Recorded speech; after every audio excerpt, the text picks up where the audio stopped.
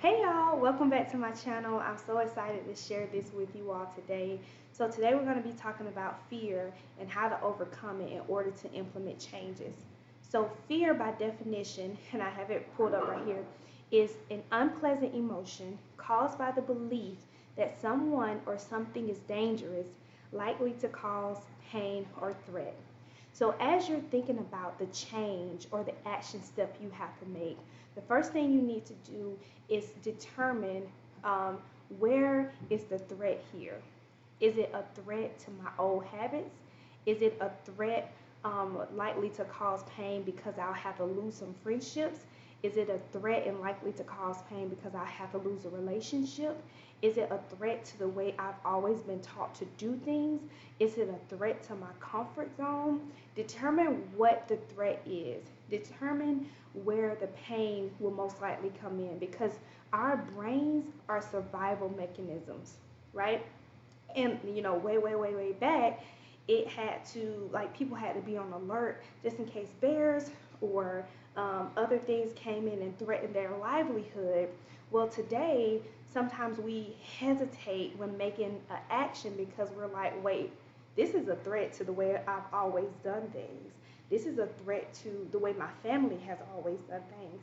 So we have to um, kind of work with our brain to say, brain, why are you registering this action step as a threat? What pain are you trying to make me aware of when it comes to this action step? Okay. The second thing that you would have to do is determine, is it worth it? Is the pain worth it? Usually, when we have a physical pain, if we don't go to the doctor, it still will hurt. Okay. Sometimes it even gets worse, it gets infected more. But even when we go to the doctor and we have an open wound or something on our arm, they'll sometimes put the alcohol on it and they'll put that cream on it and it stings at first. So both options are likely to produce some sort of pain, but you just have to decide, on the other side of that pain, will there be healing? On the other side of that pain, will I come out better? On the other side of that pain, am I going to be more in alignment with my authentic self? On the other side of that pain, will it be worth it? Our brains are also going to want to go on the path of least resistance. It finds ways to be more effective and efficient. So that means if I go from A to B every day, my brain is like, okay, A to B every day, A to B every day, A to B every day, every day. If I say, hey brain, I want to try going from A to C to B, it's gonna be like, well, all these things may happen if we do that. I'm gonna be faced with resistance. So that pain is a natural part of that. It's gonna be some resistance, but there's hope even with that because there's this term called neuroplasticity, and that means that your brain has the ability to change and form new neural pathways. It can form a new pattern. So there is hope. And you may be met with resistance at first, but you can scientifically change a habit. Okay, so the first step was determine why my brain is registering this as a painful experience or a threat. What is it threatening? The second thing is to determine, is this pain, is this a pain that I feel like is worth it? Is it going to get me to a higher version of myself? Is it going to make me feel more confident, more proud of myself? And then the third thing that we have to do is we have to go and walk with the feelings of fear. Okay? So it would be unrealistic to think that all of the fear would be gone as you take the step. Sometimes we have to, it's like just like a pocketbook. I may in my pocketbook have a little bit of fear in there, a little bit of excitement in there, a little bit of nervousness in there, a little bit of information about what I'm doing next, but I'm taking it along with me.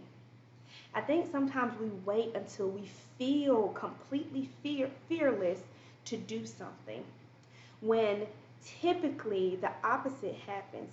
as we do it with fear present, it teaches us that fear can be present, but it doesn't have to have the power over us.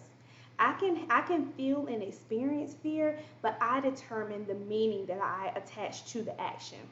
So I can feel fearful, but I don't have to say just because I feel fearful, that means I should feel fearful, and that means I should not do this.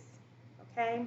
Um, so it's almost like when people say, do it afraid, do it scared, do it. And the more that you do it, the more less afraid that you're going to feel. Sometimes fear just comes from um, something you thought that was dangerous, like the belief that it was dangerous. But the closer you get to it, or when you take that first step, you realize, oh, that was a little easier than I thought it was going to be, or that was not as a big of task as I thought it was going to be, or that action step, I could have been took it because it gave me so much more information, and it allowed me to experience the action step that I had for so long been putting off. Okay, so I hope this helps. To break it down one more time: one, what is your brain perceiving as a threat? What is it identifying as a potential pain? Two, determine, is it worth it?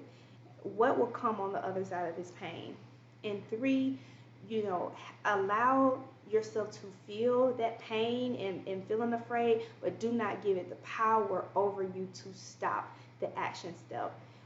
Most times when you take the action step, the pain will start to minimize. The volume on the pain will start to decrease. Okay? I hope this helps y'all. Bye.